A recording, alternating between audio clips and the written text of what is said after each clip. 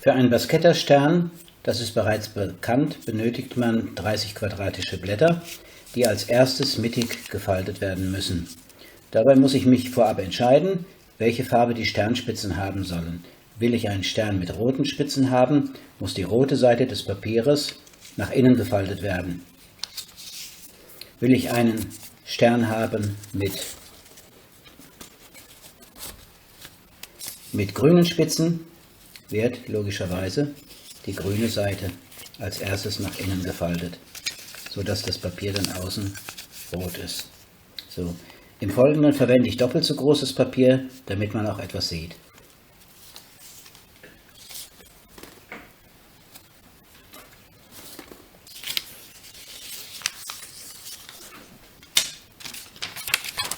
So, als erstes, wie gesagt, das Papier zur Mitte hin falzen. Dabei vereinfache ich mir das, indem ich das Papier gegen eine harte Kante, hier ist es eine Metallplatte, stoße. Es kann aber auch genauso gut ein Brett sein oder irgendwas anderes mit einer harten Kante. Damit erübrigt sich schon das genaue Hinschauen und mein Falz ist da, wo er hingehört.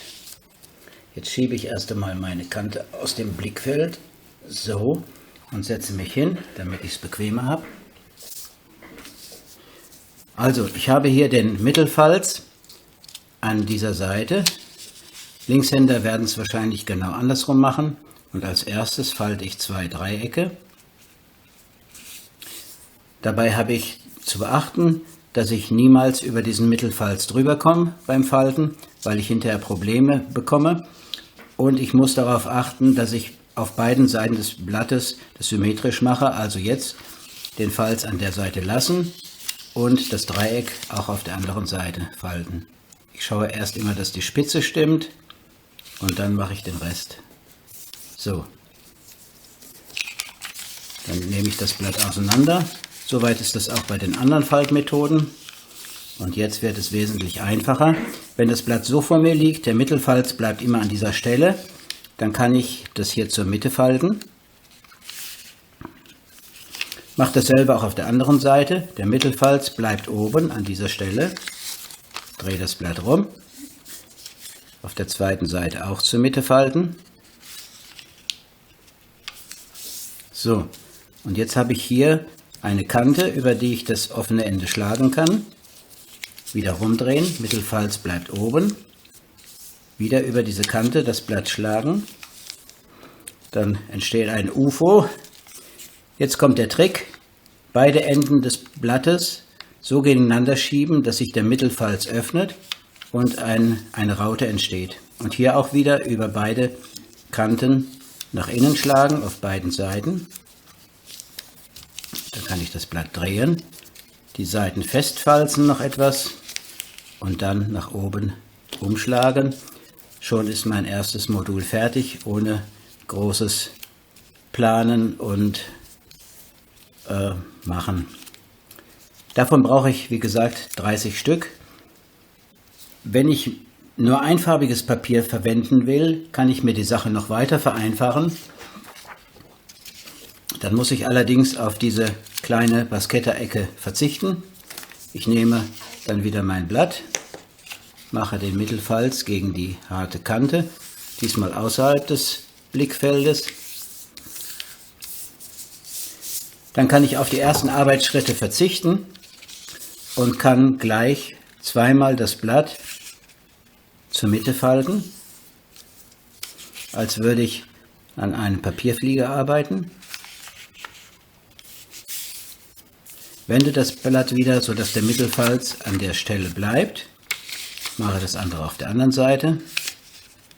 Wie gesagt, immer darauf achten, dass man beim Falten nicht über die Mittelkante drüber kommt. So. Jetzt wieder über die Kanten das Blatt umschlagen, nach oben. Einmal drehen. Auf diese Seite auch.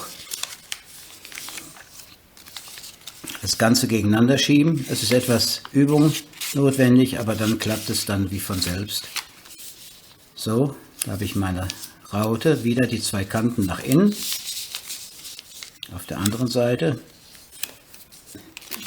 Und jetzt noch einmal fest andrücken und in der Mitte vielleicht einmal quer drüber. So habe ich jetzt dann das Modul fertig. Wenn man jetzt zweifarbiges Papier verwenden möchte und trotzdem die einfache Falttechnik ohne die Lasche nach außen nehmen will, dann sieht der Stern hinterher anders aus. Ich demonstriere das gleich mal bei dem kleinen. Das ist das Original. Und das andere,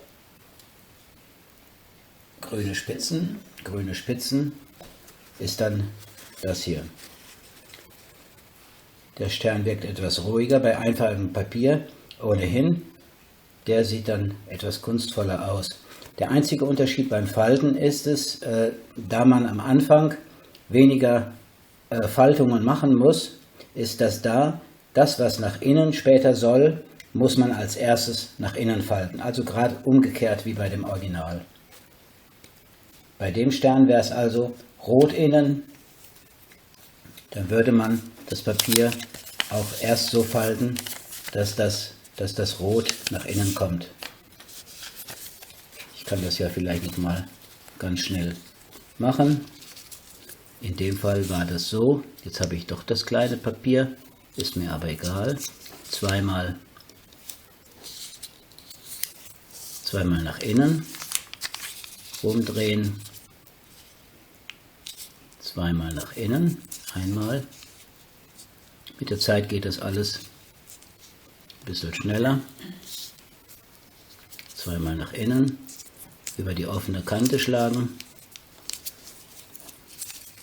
Da habe ich jetzt nicht so einen schönen Kontrast. Von daher würde ich bei zweifarbigem Papier, denke ich, immer die Originalfaltung verwenden. So, und jetzt habe ich genauso eine Ecke mit der roten Seite innen.